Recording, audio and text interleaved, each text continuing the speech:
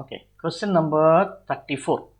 A coil is rotated in a uniform magnetic field and alternating EMF is induced in the coil. Okay, what is a possible phase relationship between magnetic flux? Okay, let's start this here.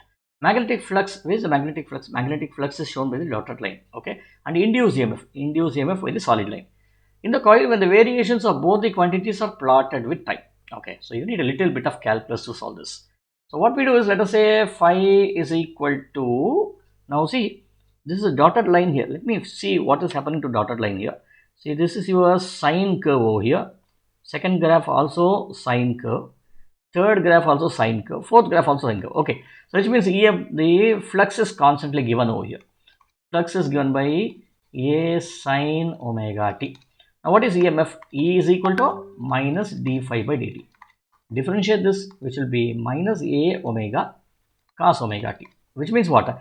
The EMF should be a cosinusoidal curve, cos curve. Okay, so therefore definitely this is incorrect. Then this one, the solid line should be a cos curve. This can be a correct value. Let us see the other three alternatives.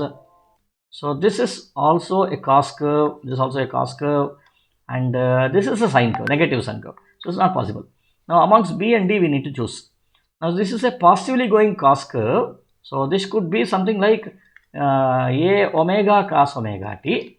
Okay, and this could be minus A omega cos omega t, because you see, so this is negative over here, right? So what is the equation? We got minus A omega. So as a result of it, this is incorrect and B is the right answer. Okay, so B is the right answer.